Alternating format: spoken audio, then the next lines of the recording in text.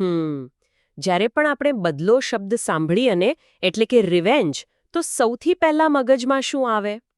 સામાન્ય રીતે તો મારામારી કે પછી શારીરિક હિંસા જ યાદ આવે. હા, બરાબર. મતલબ કે ફિલ્મોમાં આપણે જોઈએ છીએ એવો કોઈ લોહિયાળ સંઘર્ષ કે પછી કોઈને આર્થિક રીતે બરબાદ કરી દેવાની યોજના. સાચી વાત છે. આપણે મોટેભાગે એવું જ માનીએ છીએ કે બદલો એટલે આંખના બદલામાં આંખ. બિલકુલ. પણ જરા કલ્પના કરો કે એક એવી સ્થિતિ છે જ્યાં સૌથી મોટો અને સૌથી ઘાતક બદલો લેવા માટે કોઈ શસ્ત્રની જરૂર જ નથી પડતી. અચ્છા, તો પછી શેની જરૂર પડે? માત્ર એક છુપાયેલી સ્મૃતિ, એક એવી યાદ જે સદીઓ જૂની સત્તાના મોટામાં મોટા અહંકારને અંદરથી ખોખલો કરી શકે છે.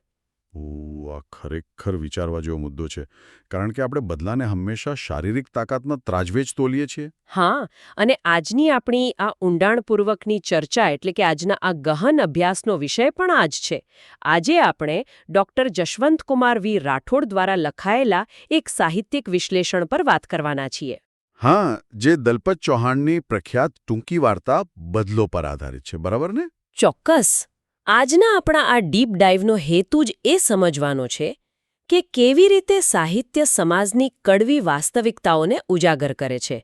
ચાલો આ બાબતને થોડી સરળ રીતે સમજીએ. હા, પ્લીઝ.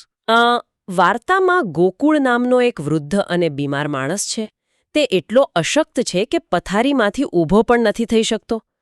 અને અચાનક ગામનો એક ઉચ્ચ જાતિનો વ્યક્તિ વજેસંગ ત્યાં આવે છે. જે નશામાં ધૂત છે અને સત્તાના અહંકારમાં રાચે છે. બિલકુલ.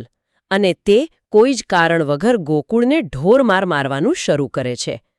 હવે હું જ્યારે આ સ્રોત વાંચતી હતી ત્યારે મને એવું લાગ્યું કે ઉપરછલ્લી રીતે આ કોઈ ગ્રામીણ અત્યાચારની સામાન્ય ઘટના લાગે છે. હા, જો કોઈ માત્ર કથાના સ્તરે વાંચે તો આ એક સીધી સાધી મારામારીની ઘટના જ લાગે. પણ આ વાર્તાની ખરી તાકાત તેના ભૌગોલિક સ્થાનમાં છે. ભૌગોલિક સ્થાન એટલે કે ગામની રચના? હા, જુઓ, વાર્તાની શરૂઆત જ એ બતાવે છે કે આ ઘટના ક્યાં બની રહી છે. આ ઘટના ગામના છેવાડે આવેલા દલિતવાસમાં બની રહી છે. આ કોઈ સામાન્ય પૃષ્ઠભૂમિ નથી. કોઈ પણ ગામમાં અમુક વર્ગને ગામની બહાર રાખવો એ સામાજિક બહિષ્કારને સામાન્ય બનાવવાની પ્રક્રિયા છે. ગોકુળનું શરીર જે અત્યારે બીમાર છે તે માત્ર એક વ્યક્તિનું શરીર નથી. તો તે શેનું પ્રતીક છે? તે પેઢીઓથી થતા જાતિવાદી શોષણનું એક જીવંત પણ થાકેલું પ્રતીક છે. અને બીજી તરફ વજેસંગ કોઈ એક વ્યક્તિગત ખલનાયક નથી. હા, એટલે તમે એમ કહેવા માંગો છો કે તે એક આખું માળખું છે. સાવ સાચી વાત. તે એક આખું સામાજિક માળખું છે જે બેફામ સત્તાનો નશો કરીને કોઈ પણ ડર વગર ચાલી રહ્યું છે. આ ભૌગોલિક વહેંચણીની વાત સમજવી બહુ રસપ્રદ છે. મને એવું લાગે છે કે ગામની આ ભૌગોલિક રચના જાણે એક અદૃશ્ય ઇલેક્ટ્રિક વાળ જેવી છે. અરે વાહ, બહુ જ સરસ સરખામણી કરી. હા, મતલબ એક એવી વાળ જે લોકોને શારીરિક અને સામાજિક રીતે અલગ પાડે છે. જો કોઈ નીચલા વર્ગની વ્યક્તિ એ વાળ ઓળંગે તો તેને સામાજિક કરંટ લાગે છે. પણ વજેસંગને કોઈ કરંટ નથી લાગતો. એક્ઝેક્ટલી. વજેસંગ ગમે ત્યારે એ વાળ ઓળંગીને સીધો ગોકુળના ઘરમાં ઘૂસી શકે છે. પણ આ આખા દ્રશ્યમાં એક બીજું પાત્ર પણ છે જે મારું ધ્યાન ખેંચે છે. ગોકુળનો પૌત્ર નાન્યો. હા, નાન્યો. નાન્યા જેવા નાના બાળકની હાજરી આ વાર્તામાં શા માટે આટલી મહત્વની છે? શું તે માત્ર એક પ્રેક્ષક છે? ના, બિલકુલ નહીં. નાન્યાની હાજરી એ આ વાર્તાનો સૌથી પીડાદાયક હિસ્સો છે. તે આવનારી પેઢીનું પ્રતીક છે. એટલે કે તે આ બધું જોઈને મોટો થઈ રહ્યો છે. હા, કોઈ બાળક શાળાના પુસ્તકોમાંથી જાતિવાદ નથી શીખતું. તે આ બધું પોતાના ઘરમાં, પોતાની નજર સામે જોઈને શીખે છે. જ્યારે નાન્યો પોતાના દાદાને માર ખાતા જુએ છે ત્યારે તેના મગજ પર એક કાયમી છાપ પડે છે, ખરું ને? બિલકુલ. તે ડર અને અપમાન વારસામાં મેળવે છે. વજેસંગનો હુમલો એ નાનિયાના મગજમાં કરવામાં આવતો એક સાંસ્કૃતિક કોતરકામ છે. જેથી તે ભવિષ્યમાં ક્યારેય અવાજ ન ઉઠાવે. બાપરે, આ તો બહુ જ ભયાનક છે. હા, વર્તમાનને ડરાવીને ભવિષ્યને ગુલામ બનાવવાની આ રીત છે. પણ જ્યારે આ હિંસા ચાલી રહી છે ત્યારે વાર્તા એક એવો વળાંક લે છે જે વાર્તાના શીર્ષક બદલોનો અર્થ જ બદલી નાખે છે. સાચી વાત છે. જ્યારે વજેસંગ ગોકુળને મારી રહ્યો છે ત્યારે ગોકુળ શારીરિક રીતે કંઈ જ કરી શકતો નથી. હા, પણ બરાબર એ જ વખતે તેના મગજમાં એક સ્મૃતિ જાગૃત થાય છે. તેને એ દુષ્કાળનો સમય યાદ આવે છે. અને એ યાદ શું છે? એ યાદ છે કે આજનો આ વજેસંગ જે પોતાને સર્વશક્તિમાન માને છે તેના જ પિતાએ દુષ્કાળ વખતે અનાજ માટે ગોકુળના પરિવાર પાસે ભીખ માંગી હતી. અને ગોકુળના પરિવારે તેમને બચાવ્યા હતા. આ ખરેખર હચમચાવી દેવું છે. એટલે જ આ બદલો શારીરિક નથી પણ વૈચારિક અને ઐતિહાસિક છે.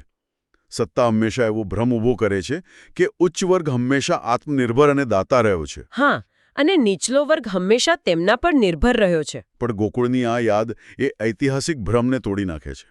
અને આપણે ઐતિહાસિક કૃતજ્ઞતા એટલે કે હિસ્ટોરિકલ ઇનગ્રેટિટ્યૂડ કહી શકીએ. મતલબ કે આ તો એવું છે કે જાણે તમને કોઈ ગુપ્ત ખાતા વહી મળી જાય. એક એવું હિડન લેજર જેમાં સાબિત થાય કે જે અબજોપતિ આજે તમને બરબાદ કરી રહ્યો છે તે વાસ્તવમાં તમારી જ મહેરબાનીથી જીવતો રહ્યો છે. એકદમ સચોટ ઉદાહરણ છે આ. વજસંગ નૈતિક રીતે સાવ વામણો સાબિત થઈ જાય છે. પણ અહીં મને એક પ્રશ્ન થાય છે.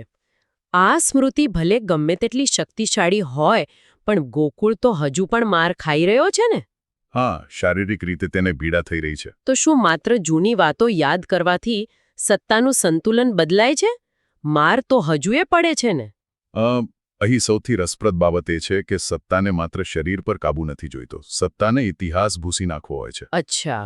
જ્યારે શોષિત વર્ગ પોતાનો સાચો ઇતિહાસ યાદ રાખે છે ત્યારે તે સત્તાના નૈતિક પાયાને હચમચાવી દે છે. એટલે ગોકુળ એ સાબિત કરે છે કે તે હંમેશા લાચાર નહોતો. બિલકુલ. શારીરિક હાર હોવા છતાં ગોકુળ નૈતિક રીતે જીતી રહ્યો છે કારણ કે તે ખોટો ઇતિહાસ સ્વીકારવાની ના પાડે છે. પ્રતિકાર હંમેશા મનમાંથી શરૂ થાય છે. ઓહ વાહ! પોતાનો ઇતિહાસ યાદ રાખવો એ પણ એક મોટો બળવો જ છે. હવે જો આપણે આ વાર્તાને ગુજરાતી સાહિત્યના વ્યાપક પરિપ્રેક્ષ્યમાં જોઈએ તો બીજા લેખકો સાથે આની તુલના કેવી રીતે થઈ શકે? જુઓ, ગુજરાતી સાહિત્યમાં ગોવર્ધનરામ ત્રિપાઠી જેવા લેખકો છે. તેમની કૃતિ સરસ્વતી ચંદ્રમાં ઉચ્ચ વર્ગના આદર્શો અને સંસ્કાર કેન્દ્રમાં છે. હા, એમાં આદર્શ સમાજની વાત છે. પણ એ આદર્શ સમાજમાં ગોકુળ જેવા લોકો અદૃશ્ય છે. બીજી તરફ પન્નાલાલ પટેલ છે, જેમણે માનવીની ભવાઈ લખી છે. એમાં તો ગરીબી અને દુષ્કાળની બહુ જ ભયાનક વાત છે. સાચી વાત. પણ પન્નાલાલ ગરીબી દર્શાવે છે જેની પાછળનું કારણ કુદરત છે. વરસાદ નથી આવતો એ પ્રાકૃતિક આપત્તિ છે. જ્યારે દલપત ચૌહાણની વાર્તામાં ચૌહાણ ગરીબી વત્તા જાતિવાદી અપમાન દર્શાવે છે. અહીં ગોકુળની લાચારી પાછળ કુદરત નથી પણ વજેસંગે બનાવેલી સામાજિક વ્યવસ્થા છે. એટલે અહીં સમાજ પોતે જ વિલન છે. હા, દલપત ચૌહાણ એવો કઠોર પ્રશ્ન પૂછે છે કે જ્યારે સમાજની કલ્પના કરવામાં આવી ત્યારે કોની પીડાને તેમાંથી બાકાત રાખવામાં આવી હતી. બરાબર. એટલે સામાન્ય માનવીય પીડા વિશે વાંચવું અને કોઈ ચોક્કસ વર્ગ પર થતા પદ્ધતિસરના અપમાન વિશે વાંચવું એ બંનેમાં બહુ મોટો તફાવત છે. ચોક્કસ. જોઝેફ મેકવાન જેવા દલિત લેખકો પણ છે. તેમની અને ચૌહાણની શૈલીમાં શું ફરક છે? જોસેફ મેકવાન વિશાળ સામાજિક ચિત્ર આપે છે. આંગળિયાતમાં આખા ગામનું અને અનેક સંબંધોનું ચિત્ર છે. એક મોટો કેનવાસ છે. હા, જ્યારે ચૌહાણ બદલોમાં એક જ ઓરડામાં એક જ ઘા પર સર્જિકલ રીતે ધ્યાન કેન્દ્રિત કરે છે. જાણે એક જ ઘટના પર મેગ્નિફાઇંગ ગ્લાસ મૂક્યો હોય. અને છતાં એમાં સદીઓનો ઇતિહાસ દેખાય છે. આ બધી વાતો સાંભળીને મને એક વૈશ્વિક સિદ્ધાંત યાદ આવે છે. કયો સિદ્ધાંત? મિશેલ ફુકોની વાત. જ્યારે વજેસંગ ગોકુળને મારે છે ત્યારે કોઈ તેને રોકતું કેમ નથી? ફુકોનો માઇક્રો પાવર એટલે કે સૂક્ષ્મ સત્તાનો ખ્યાલ અહીં બહુ જ બંધબેસતો લાગે છે. બિલકુલ સાચી વાત. ફુકો કહે છે કે સત્તા માત્ર સરકાર કે પોલીસ પૂરતી સીમિત નથી, તે ભૌગોલિક જગ્યાઓમાં છુપાયેલી છે. જેમ કે આપણે શાળાના વર્ગખંડનું ઉદાહરણ લઈએ. હા, એ બહુ જ સચોટ ઉદાહરણ છે. વર્ગખંડમાં શિક્ષકની ખુરશી હંમેશા આગળ અને ઊંચાઈ પર હોય છે અને વિદ્યાર્થીઓની પાટલીઓ નીચે હોય છે. બેસવાની જગ્યા પરથી જ નક્કી થઈ જાય છે કે કોની પાસે સત્તા છે. એક્ઝેક્ટલી. અને આ વાર્તામાં પણ સત્તા આ જ રીતે કામ કરે છે. ફુકોના સિદ્ધાંત મુજબ ગોકુળના શરીરને શારીરિક સજા આપીને દલિત શરીરને શિસ્તબદ્ધ કરવાનો એટલે કે ડિસિપ્લિન કરવાનો પ્રયાસ થાય છે. અને સૌથી ભયાનક વાત છે આ સત્તાનું સામાન્યકરણ, જેને આપણે નોર્મલાઇઝેશન કહીએ છીએ. વજેસંઘને ખબર છે કે સમાજ તેની હિંસાને સામાન્ય ગણે છે. પણ જો સત્તા બધે જ છે તો પછી સત્તા માત્ર એકતરફી કેમ દેખાય છે? ગોકુળ કેમ બૂમ પાડીને કોઈને બોલાવતો નથી?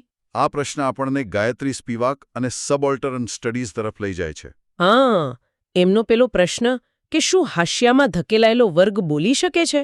હા, કેન ધ સબઓલ્ટર્ન સ્પીક? જ્યારે ગોકુળ ચૂપ છે ત્યારે એ મૌન એનો ખાલીપો નથી, એ સમાજ દ્વારા લાદવામાં આવેલો ડર છે. એટલે કે સિસ્ટમમાં તેમનો અવાજ સાંભળવાની કોઈ જોગવાઈ જ નથી. બિલકુલ. પણ સાહિત્ય અને સ્મૃતિ દ્વારા તેમનો અવાજ બહાર આવે છે. મૌન તૂટે છે. સાચી વાત. હવે આ બધી ચર્ચા સાંભળીને કદાચ કોઈને એમ થાય કે આ તો કોઈ જૂના ગામડાની વાત છે, અત્યારે ક્યાં આવું બધું થાય છે? એવું માનવું બહુ મોટી ભૂલ છે. હા, કારણ કે આજે પણ આપણે ન્યૂઝ ફીડમાં જોઈએ છીએ કે ખુરશી પર બેસવા બાબતે કે લગ્નમાં ઘોડી પર બેસવા બાબતે હિંસા થાય છે. પાણી પીવા જેવી સામાન્ય બાબતો પર પણ હિંસા થાય છે. આ બધું આ વાર્તા સાથે સીધું જોડાયેલું છે. એટલે કે કાયદાઓ ભલે બદલાયા હોય પણ માનસિકતા નથી બદલાઈ. હા, બંધારણીય કાયદાઓ હોવા છતાં સામાજિક સત્તા હજુ પણ પ્રભાવી છે. આજે પણ ઇતિહાસ કોણે બનાવ્યો અને કોણે સહન કર્યું તે અંગેની લડાઈ તો ચાલુ જ છે. જ્યાં સુધી આ ઐતિહાસિક કૃતજ્ઞતા રહેશે ત્યાં સુધી બદલો જેવી વાર્તાઓ પ્રસ્તુત રહેશે. ચોક્કસ. આ વાર્તાઓ સમાજ માટે એક ચેતવણી છે. તો આજના આ ગહન અભ્યાસનો સારાંશ આપણે એ રીતે કાઢી શકીએ કે ગોકુળ પર થયેલા આ સાદી ઘટના વાસ્તવમાં સત્તા, સ્મૃતિ, ઇતિહાસ અને સમાજના નૈતિક પતનનું સૌથી સચોટ વિશ્લેષણ છે. બિલકુલ. શારીરિક હાર એ કાયમી હાર નથી, પણ સ્મૃતિ ગુમાવવી એ ખરી હાર છે. સાચી વાત છે. અને આ ચર્ચા પરથી મારા મગજમાં એક નવો વિચાર આવે છે જે આપણે બધાએ વિચારવા જેવો છે. કયો વિચાર? જુઓ, આપણે જોયું કે સ્મૃતિ એ સત્તા સામે પ્રતિકારનું સૌથી મોટું હથિયાર છે. ગોકુળે માત્ર પોતાની યાદથી અહંકારને પડકાર્યો. પણ આજના આ ડિજિટલ યુગમાં શું થશે? એટલે કે ડેટા અને ટેકનોલોજીના સંદર્ભમાં? હા, આજે બધી જ યાદો અને ઇતિહાસ સર્વર પર છે, જ્યાં ડેટા ગણતરીની સેકન્ડોમાં ભૂંસી નાખી શકાય છે કે બદલી શકાય છે. બહુ સાચો સવાલ છે. તો ભવિષ્યમાં સાચી સ્મૃતિ કોની પાસે રહેશે? શું ટેકનોલોજી સત્તા અને ભૂતકાળ પર સંપૂર્ણ નિયંત્રણ આપશે કે પછી તે નવા અવાજો માટે એક એવી ડિજિટલ સ્મૃતિનું કામ કરશે જેને કોઈ ભૂંસી નહીં શકે? આ ખરેખર બહુ ઊંડાણપૂર્વક વિચાર માંગી લેતો પ્રશ્ન છે. જેની પાસે ઇતિહાસનું નિયંત્રણ તેની પાસે ભવિષ્યનું નિયંત્રણ. બિલકુલ. અને આ જ વિચાર સાથે આપણે આજની આ ચર્ચાને અહીં જ વિરામ આપીએ. આશા છે કે આ ગહન અભ્યાસથી આપણને ઘણું નવું જાણવા મળ્યું હશે. જોડાયેલા રહો અને હા, તમારો ઇતિહાસ યાદ રાખતા રહો. આવજો.